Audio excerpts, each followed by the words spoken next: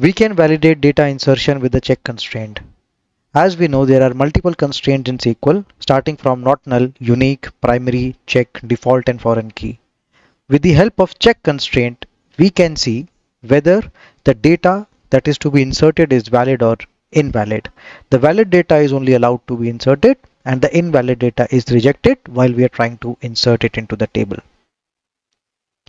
Check constraint allows a specific condition that each row must satisfy. In case the condition fails, the database will reject the insert operation at the exact point. Basically, we can enforce rules on the values in a column, ensuring that only the valid data which is matching that particular condition is inserted or updated. It is a very simple yet very powerful way to maintain data integrity directly at the database level. Here we can see that if the check constraint condition is met, then the data is valid, hence will be allowed to be inserted in a table, else it will be considered as invalid and will never be inserted into the table. Let's see the operation of the check constraint in the database. Let us create a database.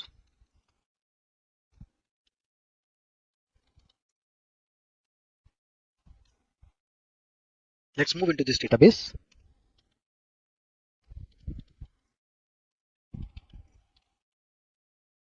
Let's create a table.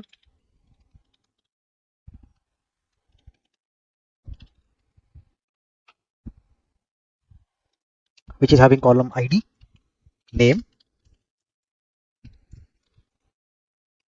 age, and at the bottom we will try to mention the check condition. So we say check if the age of every record is greater than or equal to 18. Let us create this table. Now let us insert records into this table.